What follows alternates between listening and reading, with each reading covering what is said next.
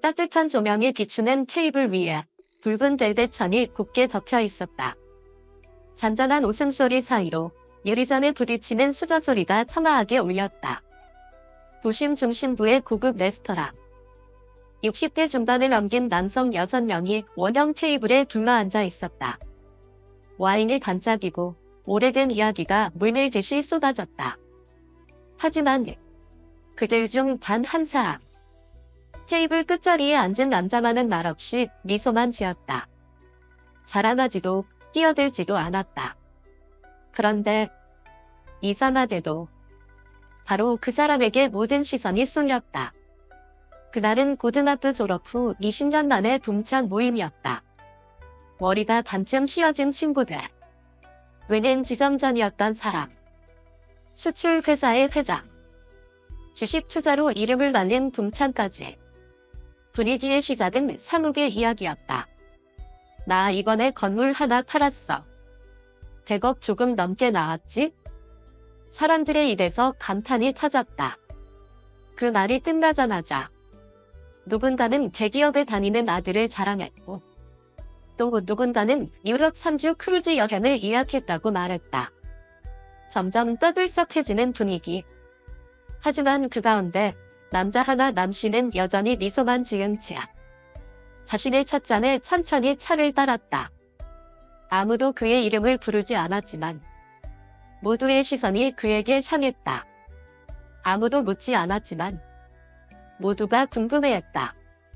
남씨는 지금 어떻게 살고 있을까?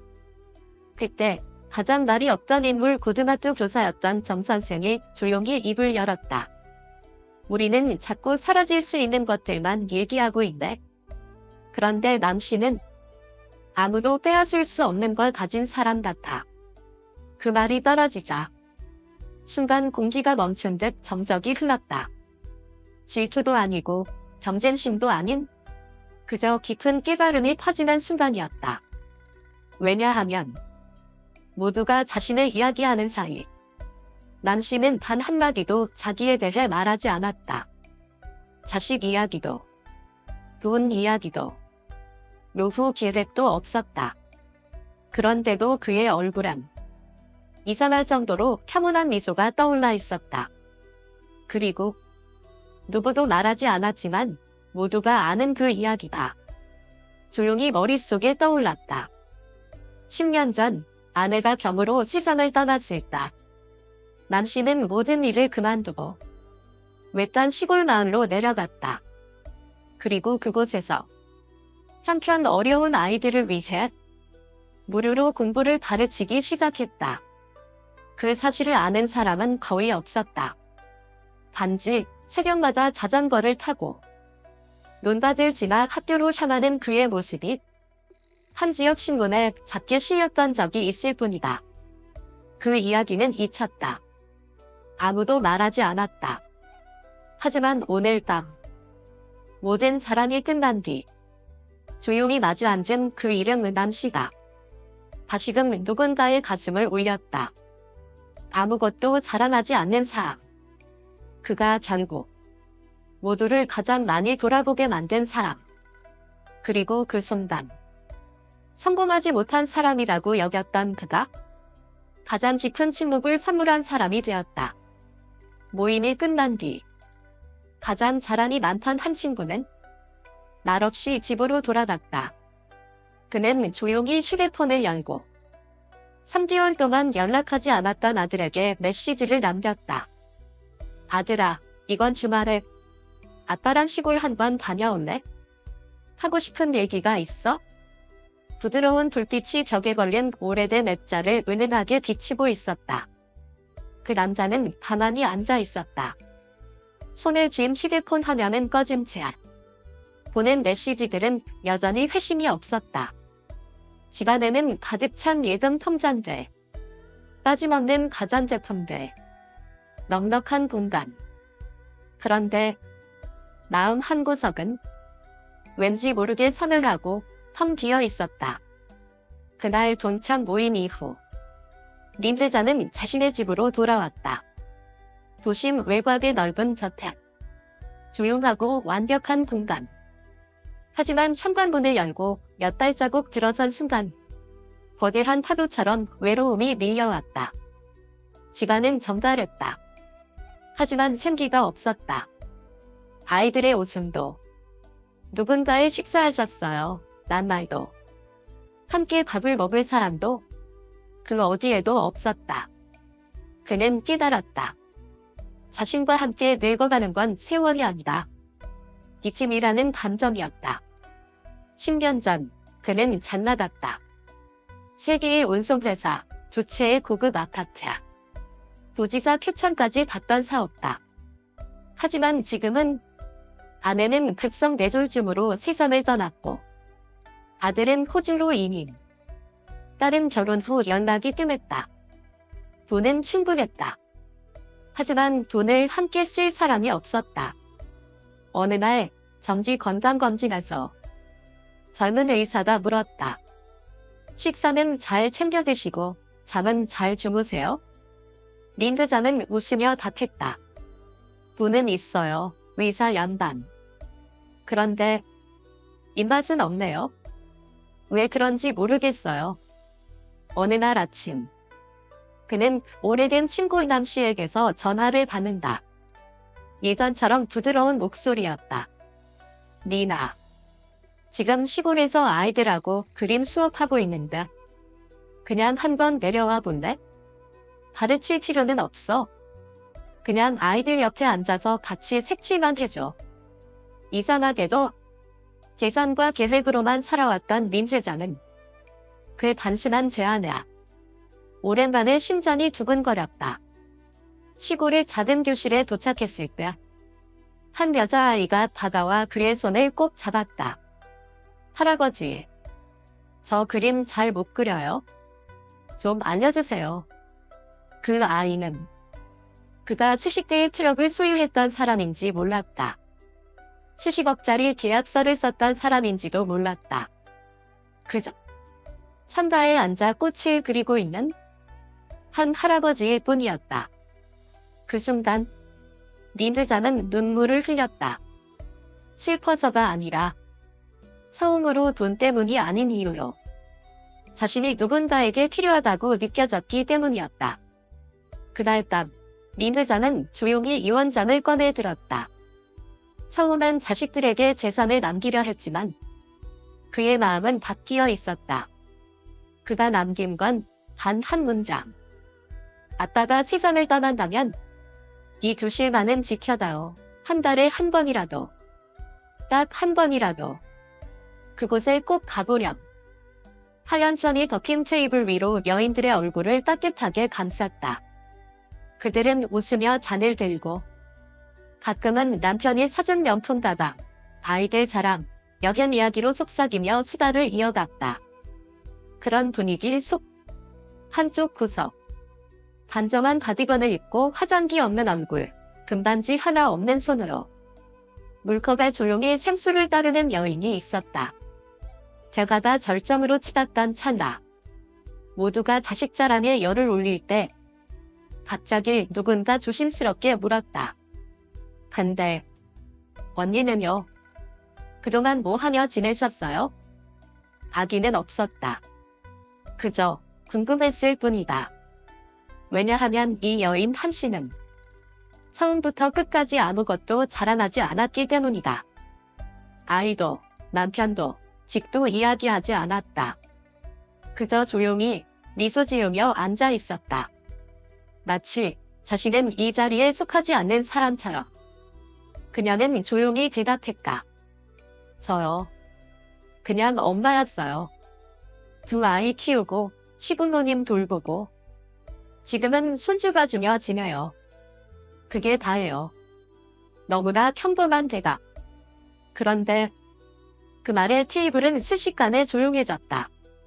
감동해서가 아니었다. 단지 누구도 그 말에 뭐라 덧붙일 말을 찾지 못했기 때문이다. 식사가 끝나고 보드마트 시절 미인대회 1등이었고 지금은 대기업 사모인 수가 한 씨에게 다가왔다. 저기 오늘 언니 얘기 듣고 나니까 왠지 좀 부끄럽더라고요. 부끄러워요. 한씨가 조용히 웃으며 되물었다. 난 그동안 꽤 잘 살았다고 생각했는데 생각해보니 우리 애는 자기 인생 이야기를 한 번도 내게 하지 않았어요. 근데 언니는 아무것도 자랑하지 않았는데 왠지 내가 진 것 같다. 사실 한씨에게도 외국에 이민 갈 기회가 있었다. 남편과 아이와 함께 떠날 수 있는 길. 하지만 시어머니가 뇌졸중으로 쓰러지던 날 그녀는 조용히 짐을 풀고 8년간 시골에서 어르신을 돌봤다. 사람들은 그녀를 어리석다고 했다. 말도 못하는 사람을 위해 미래를 버린다고.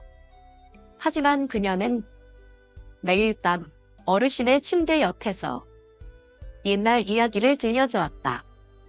자신이 난 며느리로 들어왔을 때 시어머니가 들려주던 이야기처럼. 그리고 어르신이 세상을 떠나간다. 그녀는 울지 않았다. 왜냐하면 그분은 외롭게 떠나신 것이 아니었기 때문이다. 그녀의 딸은 지금 대형 병원에서 의사로 일하고 있다. 하지만 매주 주말이면 시골집에 내려와 엄마와 밥 한 끼를 함께한다.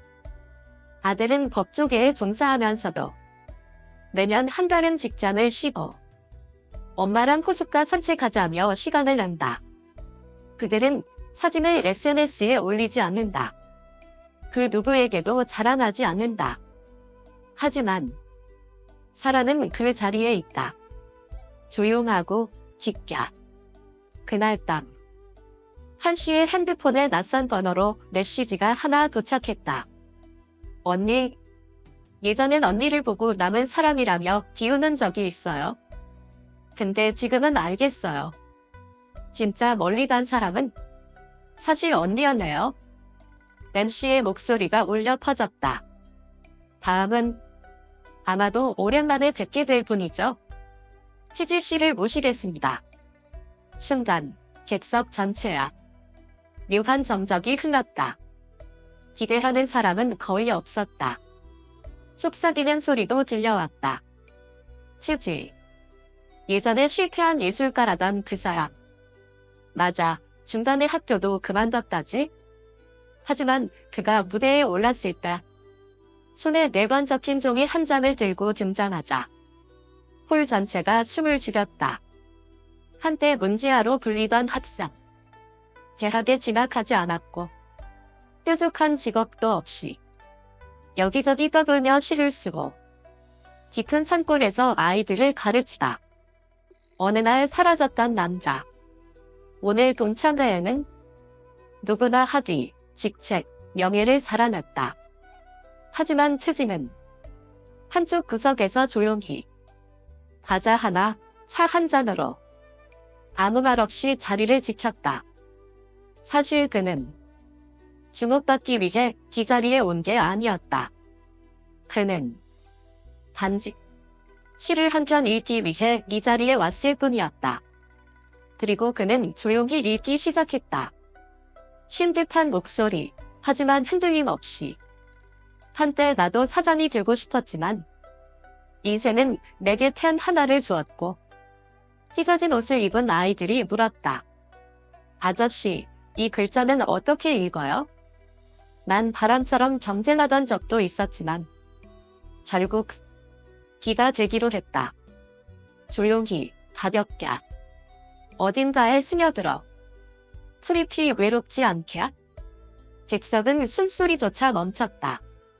누구도 말하지 않았고 그저 와인잔에 떨어지는 눈물 몇 방울만이 들릴 뿐이었다. 시가 끝나고 치즈는 고개를 숙였다. 자신이 뭘 했는지 자랑하지 않았다. 삶에 대해 말하지도 않았다.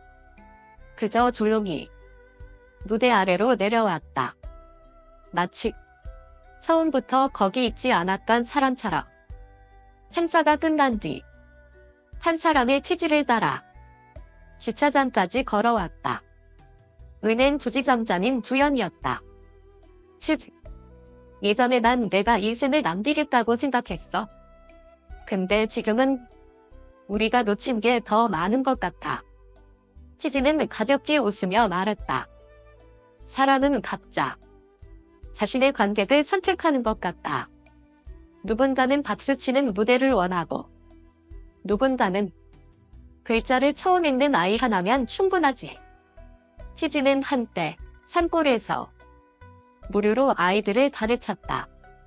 아무도 몰랐고 어디에도 기록되지 않았다.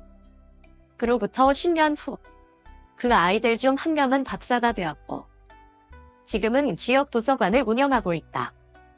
그리고 도서관 벽에는 치즈의 시 한 구절이 적혀 있다. 이 시는 상을 받진 않았지만 내 인생을 바꿔놓았다. 그의 제자의 말. 동창회가 끝나고 시골로 가는 버스 안에서 치즈는 다시 한 편의 시를 썼다. 무대에서는 박수가 쏟아졌지만 진짜 시는 사람들이 서로의 눈을 바라보며 더 이상 묻지 않을 때 넌 뭘 하니? 넌 얼마나 가졌니? 안개가 아직 들판 위를 천천히 흐르고 있었다. 나을 끝 흙길 삼거리. 사람 키만 한 돌 조각산이 하나 서 있었다. 장군산도 아니고 기업가나 위인의 동산도 아니다. 그 발밑엔 단지 이렇게 적혀 있었다. 나을 너비, 목탁을 두드리던 사람. 육시 아저씨. 육시 본명은 등노연단 육. 고등학교 시절 조용하고 착한 학생이었다. 졸업 후 그는 대학에 가지도 도시로 떠나지도 않았고 사업도 큰일도 하지 않았다. 그는 단 매일 새벽과 저녁이면 나흘의 시간을 알리는 목탁을 두드리는 일을 했다. 사람들은 그를 비웃기도 했고 안쓰럽게 여기기도 했다. 하지만 그는 신경 쓰지 않았다. 왜냐하면 그에게는 아주 특별한 이유가 있었기 때문이다. 그리고 그 이유는 오랜 세월이 흐른 후에라 사람들에게 알려졌다. 육시에게는 한 명의 남동생이 있었다. 어릴 적 사고로 실종되었다. 그날 어머니는 이렇게 말했다. 그날 마을에 누군가 비상사태를 알렸더라면 우리 막내는 금리에 떠내려가지 않았을 거야. 그날 이후 17살이던 육씨는 자신이 직접 목탁을 맡겠다고 마을에 부탁했다. 아무도 몰랐다. 그 결심이 평생의 길이 될 줄은. 몇 해 후 강가에서 놀던 아이 하나가 실수로 물에 빠졌다. 사람들은 목탁 소리에 뛰쳐나와 아이를 구했다. 또 어느 날 밤 비 오는 날아 한 집에서 불이 났다. 육씨는 길을 맞으며 목탁을 힘껏 두드렸다. 사람들이 달려왔고 누구도 다치지 않았다. 불은 집의 절반에서 멈췄다. 그리고 그가 세상을 떠난다. 사람들은 비로소 깨달았다. 그가 두드린 건 단순한 시각 알림이 아니었다. 그건 이 마을에 누군가 늘 먼저 끼어있고 모두의 안녕을 걱정하고 있다는 징표였다. 누구는 CEO, 누구는 교수, 누구는 정치인. 모두가 자신의 업적을 자랑하던 그 자리. 낡은 옷을 입고 앉아있던 한 제딸의 남자가 입을 열었다. 저는 딱히 할 말이 없어요. 그냥 육시 형님의 동생입니다. 그리고 그분이 없었다면 전 6살 때 이미 이 세상에 없었을 겁니다. 객석은 순간 고요해졌다. 슬퍼서가 아니었다. 그저 모두가 자신의 인생에도 이런 육시가 있었는지 떠올리고 있었던 것이다. 소리 없이 나를 지켜줬던 누군가. 이름조차 몰랐던. 그러나 내 생존에 한몫했던 사람. 그가 세상을 떠난 후 그에게 생명을 비쳤던 아이들이 모였다. 그들은 마을에 부탁하지도 정부에 기대지도 않았다. 자비로 작은 동산을 세우고 그 아래 이렇게 새겼다. 크게 말하는 사람만이 위대한 것은 아니다. 단 한 번의 목탁 소리로도 온 마을을 지킬 수 있다면 그는 이미 위대한 사람이다. 그날 밤, 동창 중 한 사람의 집에서 아이가 아버지에게 물었다. 아빠, 나 나중에 로봇 엔지니어가 되고 싶은데 그냥 평범한 직업을 갖게 되면 실망하실 거예요. 아버지는 잠시 침묵한 뒤 말했다. 난 몰래, 조용히 누군가를 도울 수 있는 사람이 된다면 아빠보다 훨씬 더 위대한 사람이지. 그 집에는 아이들의 웃음소리도 없었다. 대문 앞엔 꽃도 없었다. 오직 부부정한 뒷모습 하나. 하루만 마감 한가운데 줄을 말고 낡은 옷을 하나하나 널고 있는 모습만이 있었다. 그 여인의 이름은 투년 할머니.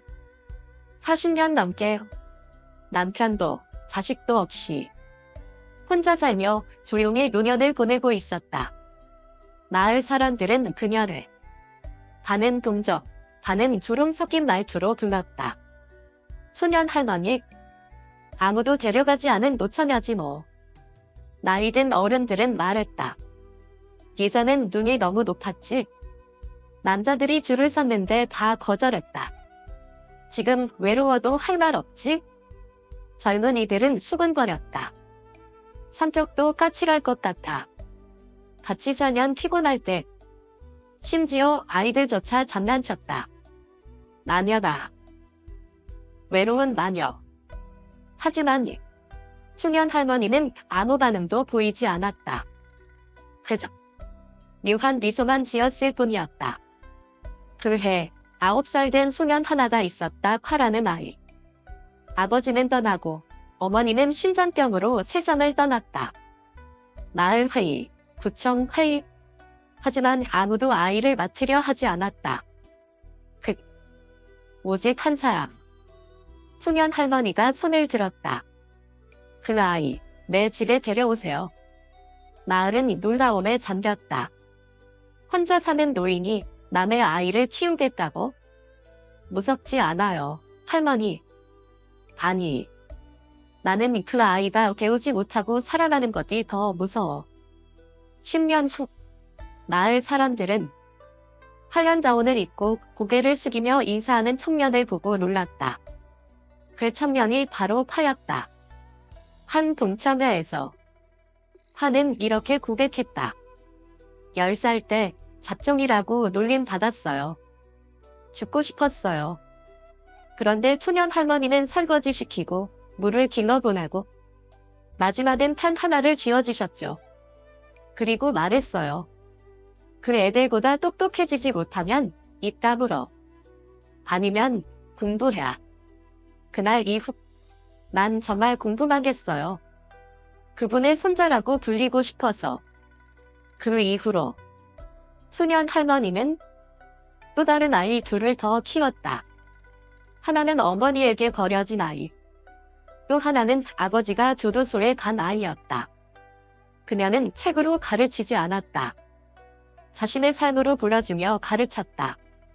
누군가 너를 당장 사랑하지 않아도 괜찮아. 하지만 넌 먼저 너 자신을 사랑할 줄 알아야 해. 누가 시키지도 않았고 유언도 없었지만 마을 입구엔 흰 깃발이 걸렸다. 3명의 자식들이 상복을 입고 앞장서서 조문객을 맞았다. 마을 어른들은 향을 피우고 그녀에 대한 험담은 단 한마디도 나오지 않았다. 묘비에는 아주 단순한 문장이 새겨졌다. 이곳에 잠든 이는 자식은 없었지만 새 세대에게 바르게 사는 법을 남겼다. 그날 밤 어린이 교육에 대한 세미나에서 젊은 강사가 무대에 올라 말했다. 전 국제학교에서 자란 게 아닙니다. 스마트폰도 없던 시절 한 여인의 품에서 자랐습니다. 그분은 기술도 명예도 없었지만 아이 하나의 마음이 돌처럼 굳지 않도록 지켜주셨어요. 중부지방의 작은 골목. 비닐 우비를 걸친 날은 최고의 남자다. 색이 다른 이발 의자미야. 낡은 비닐천을 씌우고 있었다. 그의 이름은 탐씨. 사람들은 그를 그냥 절투절투 지갈사탐 절투절투이라고 불렀다. 수년차. 시장 모퉁이 한 구석에서 15,000동짜리 이발을 하며 비가 오나 해가 뜨나 단 하루도 쉬지 않았다. 부유한 이들이 지나가며 말했다. 나이도 많은데 이제 좀 쉬시죠. 누가 길거리에서 머리 자르겠어요? 젊은이들은 말한다. 노사 니가 더럽기만 하지? 어떤 이는 대놓고 욕하기도 했다. 맨날 그 자리에 있으니 눈에 거슬려요. 좀 치우세요. 판 씨는 대꾸하지 않았다. 그저 웃었다. 그리고 묵묵히 이발하고 의자를 닫고 고개를 숙여 인사했다. 그날 밤 10시쯤 갑작스런 폭우. 판 씨는 아직 자리를 떠나지 않았다. 왜냐하면 근처 처마 밑에서 잠든 복권 파는 소년이 비를 피하고 있었기 때문이다. 그 순간 한 충돌음이 들렸다. 길 한복판에 한 남자가 쓰러져 있었다. 피가 번졌고 캄캄한 밤에 아무도 다가가지 못했다. 단 한 사람만, 판 씨가 비닐 지붕을 젖히고 폭우 속으로 달려나갔다. 그는 남서림 없이 남자를 길가로 끌어냈다. 그 사람이 누군지는 몰랐다. 그저 피는 혈뜰 때까지 기다려주지 않는다는 것만 알았다. 3일 후 고급 승용차 한 대가 판 씨의 이발자리 앞에 멈췄다. 붕대를 감은 남자가 천천히 내려와 말했다. 혹시 저 기억나시나요? 판 씨는 웃으며 말했다. 누군진 몰라요. 그냥 길에서 쓰러진 분이었을 뿐이죠. 남자는 두툼한 봉투를 꺼내며 말했다. 정말 감사합니다. 덕분에. 하지만 판 씨는 봉투를 밀어내며 말했다. 머리 자르는 건 돈 때문이지만 사람을 구한 건 은혜를 바래서가 아니에요. 살아계시니 전 그걸로 충분해요. 일주일 후 시간 사람들은 깜짝 놀랐다. 판 씨가 있던 인도 새 타일로 포장되어 있었고 지붕이 샘지고 노란 조명이 은은히 비추는 작은 이발소처럼 바뀌어 있었다. 표지판도 없고 찬탄식도 없었다. 아무도 누가 한 일인지 몰랐다. 오직 판 씨만이 알았다. 그건 은혜를 입은 자의, 날 없이 갚은 마음이었다. 2달 뒤 군에서 후원하는 학교 각 청소년을 위한 무료 기술 교육 프로그램이 열렸다. 그리고 그 교육을 맡은 사람은 바로 판 씨였다.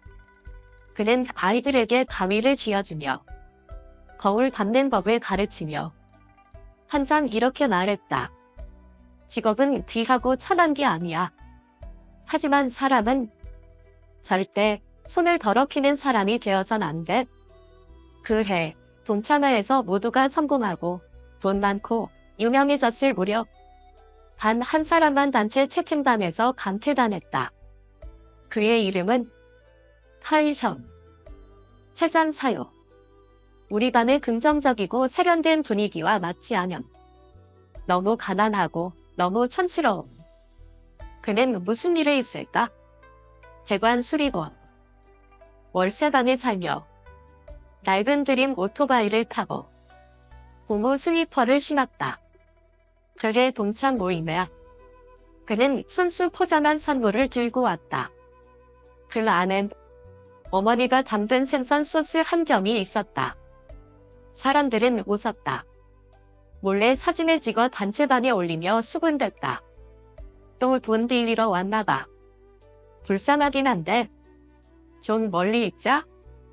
자칭 성공한 동창들은 하나둘씩 인생의 위기를 맞는다. 한 명은 금융 스캔들에 휘말려 피소. 다른 한 명은 기업 문서에 잘못 서명해 구속. 또 다른 이는 사생활 사진이 유출되어 언론의 집중 포괄을 맞았다. 그런데 이들을 가장 먼저 도운 사람은 누구였을까? 변호사, 기자, 가족, 아니다. 하리섬이었다. 단톡방에서 쫓겨난 후에도 하리는 여전히 대관 수리를 하며 생계를 유지했다. 하지만 그 이면에서는 야간 학교에서 법학을 공부하고 빈곤 노동자들을 위한 무료 법률 상담을 하고 이름도 밝히지 않고 약자 권익 보호 기금을 설립했다. 그는 자신을 조롱했던 이들조차 조용히 묵묵히 돕고 있었다. 감사 인사도 받지 않은 채 이젠 모두를 다시 연결하는 사람이 되다. 그리고 어느 날 반 친구였던 투영이 남편에게 모든 재산을 빼앗기고 예서 한 장만 남기려던 그날 밤 그녀는 마지막으로 한 통의 전화를 건다. 이제 아무도 없어요. 예전에 제가 단체단에서 당신을 내쫓던 그 관장이었죠. 전화기 너머 하리의 목소리는 차분했다. 전 여전히 우리 반 친구입니다. 어리석은 선택하지 마세요. 내일 아침엔 오늘보다 더 따뜻한 햇살이 기다릴 겁니다. 점장도 없고 슈퍼카도 없고 무대도 없다. 그저 작은 언덕 위, 작은 파테라.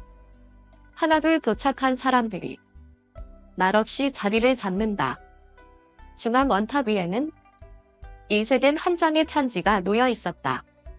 사진에서 잘리고 침묵했던 날들 속에서도 난 늘 우리 반 친구였습니다. 누군가 사람답게 살아야겠다고 생각할 수 있다면 난 여기 있는 거죠. 하리. 그 자리에 있던 동참 중 과거 그를 가장 심하게 몰아냈던 한 사람이 일어섰다. 미안합니다. 단지 그때 했던 말 때문이 아니라 사람의 품격이 직급이나 자동차나 업적으로 결정된다고 믿었던 제 자신이 정말 부끄럽습니다. 그 순간 모두는 말이 없었다. 그리고 30년 만에 처음으로 그들은 존재하지 않는 한 사람을 찾아 조용히 그러다 점점 더 크게 박수를 보냈다.